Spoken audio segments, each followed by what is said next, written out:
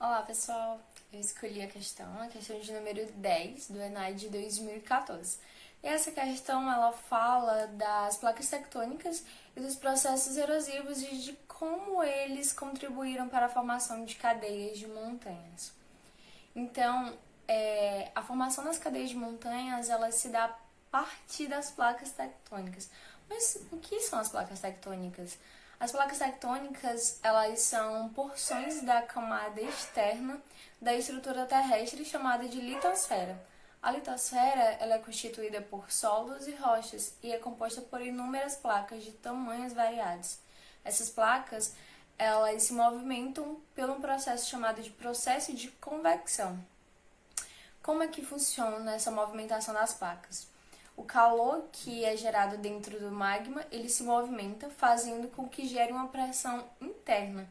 Essa pressão interna vai pressionar as placas e fazer com que elas se movimentem.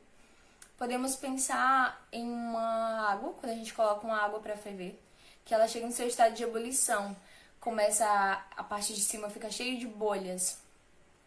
E aí, lá dentro, o calor que surge é parecido, podemos comparar com o que acontece dentro do magma. Na panela, né, na chaleira, a parte mais quente sobe e a mais fria desce, fazendo um movimento circular. É tanto que se a gente jogar um tempero dentro dessa panela, o tempero vai ficar no meio ou então ele vai para as laterais. Podemos comparar com o mesmo processo, o mesmo movimento que acontece nas placas tectônicas.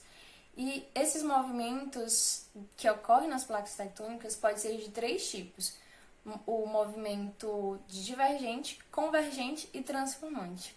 O movimento divergente é aquele onde as placas elas se separam, uma placa vai para um lado e a outra placa para o outro.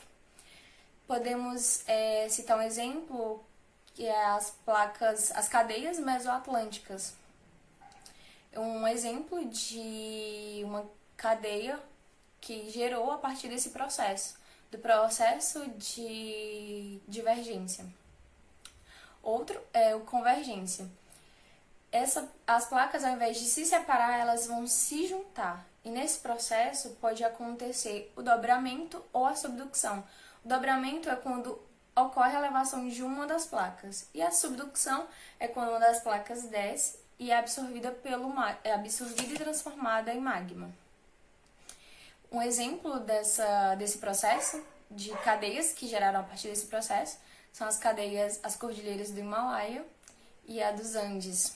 E ainda tem o limite transformante, que é o terceiro movimento.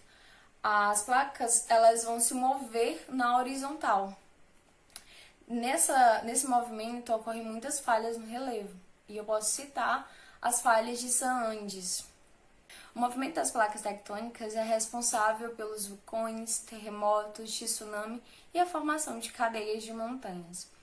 E a questão ainda continua. Ela fala que em função da movimentação dessas placas surgiu a maior cordilheira do mundo, que é a Cordilheira do Himalaia. E na mesma época que surgiu a Cordilheira do Himalaia, surgiu a Cordilheira dos Andes e as Rochosas. E ela pergunta que processo possibilitou a formação dessas cordilheiras. Na letra A, ela fala do limite conservativo. O limite conservativo, ou também chamado de limite transformante, é aquela onde as placas se movem horizontalmente e ocorrem falhas no relevo. Então, não foi a partir dela que surgiu as cordilheiras do Himalaia e dos Andes e as Rochosas. Na letra B, processo de divergência. Vocês lembram que a divergência, ao invés das placas se juntarem, elas vão se separar. E um exemplo disso são as cadeias mesoatlânticas. Na letra D, fala do processo de formação de ilhas vulcânicas. Não foi a partir do processo de formação de ilhas vulcânicas. Na letra E, que foi a partir do processo de formação de fossas tectônicas. Não foi a partir desse processo, porque as fossas tectônicas ocorre o afastamento entre as placas. Então, a alternativa correta dessa questão é a alternativa C, que é o processo de convergência. Eu espero ter contribuído de alguma forma para a melhor resolução dessa questão. Obrigada!